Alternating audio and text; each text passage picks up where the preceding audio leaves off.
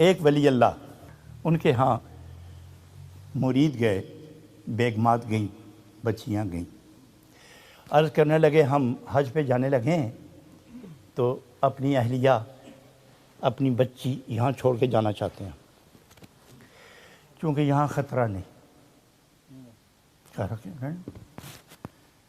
حرم خانے میں لڑکی اور اس کی ماں کو بھیج دیا۔ حضرت بالا اندر تشریف لے گئے، حضرت عثمان رحمۃ اللہ علیہ،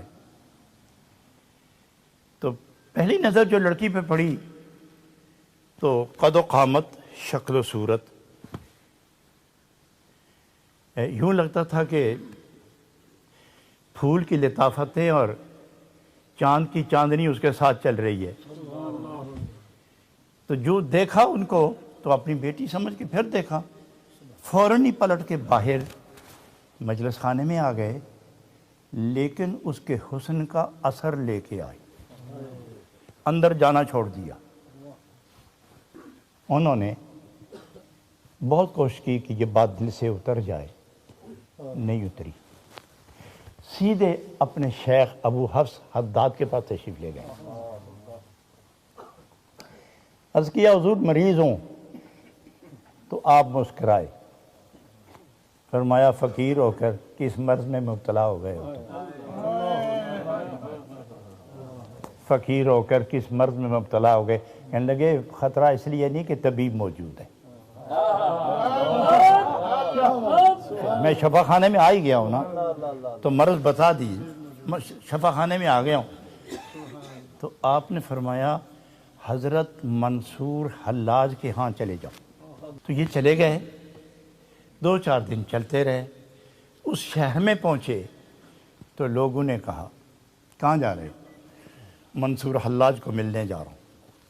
ارے نادان آدمی، وہ بد مزاج، بد گفتار، بد کردار، ناہنجار، عیار اور مکار بندہ، شیطانی طور و اطوار میں الجھا ہوا،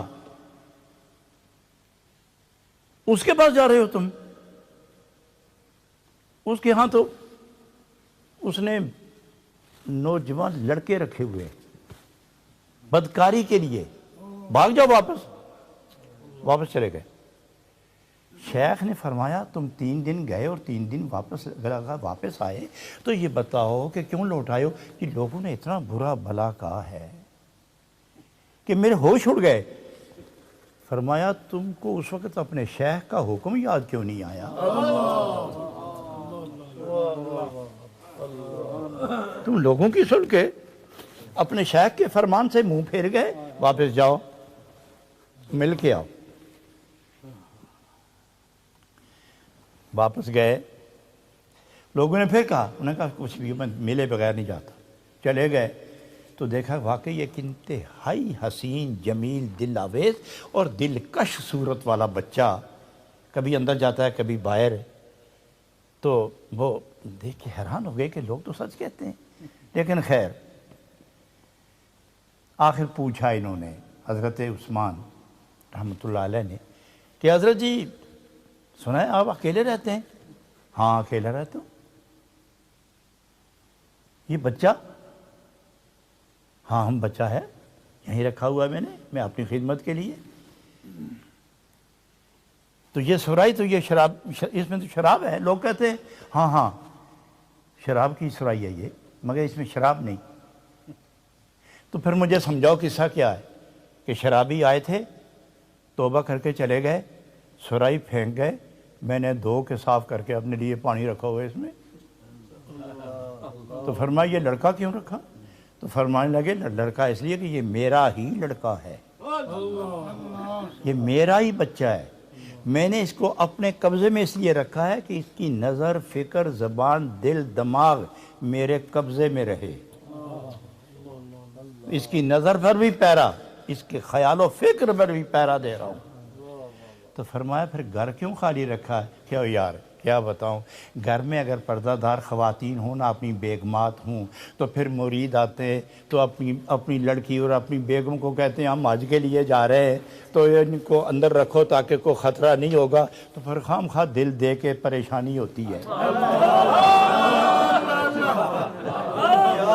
خواہ دل دے کے پریشانی ہوتی ہے اور پھر 6 دن الٹ پلٹ چلنا پھرنا رہتا ہے. میں نے کہا بیوی کو نکالو میکے بھیجو, لڑکا ہی رکھو, نہ کوئی آئے نہ کوئی رکھے, نہ دل دکھے, نہ ہا ہو نہ ہو ہو, بس اسی طرح بیٹھے. یہ دیکھنا تم نے کیا کر دیا اپنا حال ہے. تو فرمایا سن, میں پہلی دفعہ بھی تیرے انتظار میں تھا چونکہ تیرے شیخ نے کہا تھا پالش کر کے بھیجنا. تو ادھر آؤ, سینے سے لگا کے توجہ دی, تاثیر اتحادی سے گزار کر واپس کیا تو اپنے شیخ کو جا کے فرمانے لگے کہ بتاؤ کیا پا کے آئے ہو. فرمایا کہ میں اس بچی کا احسان مند ہوں. مال کی بات یہ, میں اس بچی کا احسان مند ہوں جو چیز تہجد میں نہ ملی تھی اس کے عشق کے بعد حضرت منصور حلاج کے سینے سے مل گئی وہ چیز. تو فرمایا کہ تیرا علاج ادھر ہی تھا, میں یہاں گیا تو میں کچھ بھی کرتا نا, لیکن علاج تیرا ادھر تھا کیونکہ منظر تیرے گھر کا اس گھر کا میں نے آمنے سامنے لانے تھے. حضرات گرامی, یہ وہ لوگ ہوتے ہیں جو عشق حق کے ساتھ جل کے دے زندگی لے کر خدا کا اپنی زندگی کا سودا کر جاتے ہیں.